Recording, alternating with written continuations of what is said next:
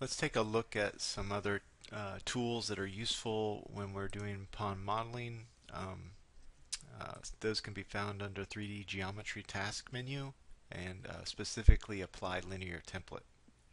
The Apply Linear Template will place a linear template along a element and subsequently create multiple other horizontal and vertical geometry elements that are again related to each other.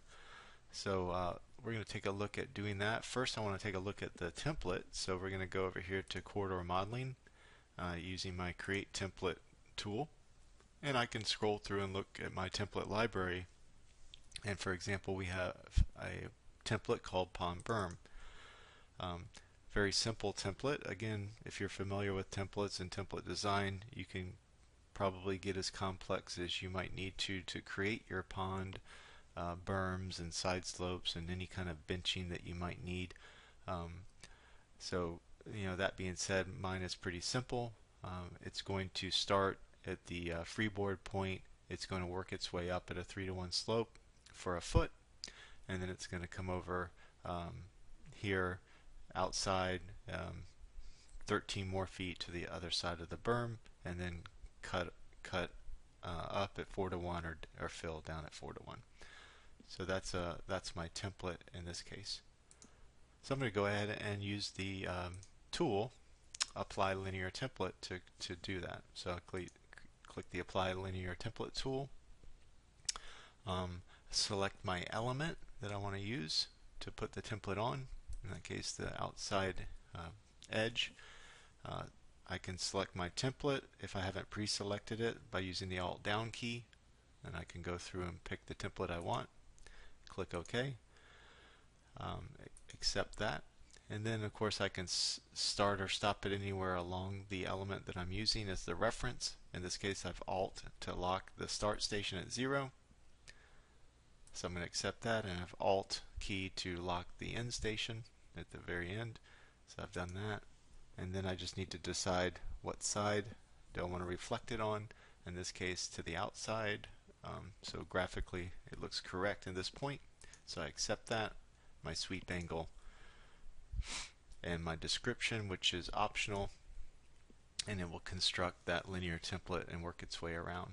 So I can see over in my 3D view, I can see that it's constructed the final edge or inside edge, it's outside edge of berm, and then it's sloped out to the ground surface or active terrain model.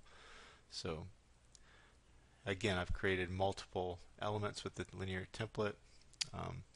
Any kind of surface component, any kind of components that were created were, if they had any depth to them, would be there as well for quantities.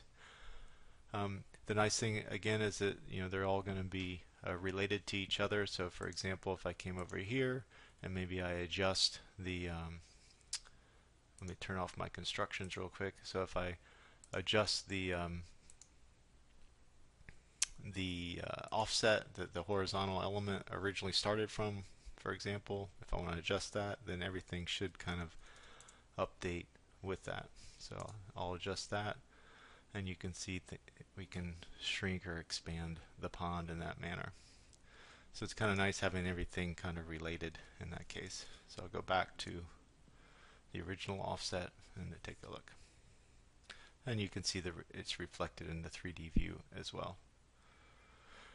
I can, it's there. The template is simply, let me turn back on my constructions real quick. So I can, modify the template any way that I need to. I can change the design stage, for example. Maybe I want to switch to a final with linear features, and I can get a more simplified 3D view there, which may help me if I want to create a terrain model. So here I'll come over and let's create a terrain model from elements. So I'm going to work in my 3D view. I'm going to use the Create from Elements tool. I'm going to locate the elements that I want to put in my terrain model. In this case, those 4 graphics. I reset when I'm complete. I'm going to make those break lines. Set a side link on my triangle edge, and then I can see that it's contoured. So I've created my pond there.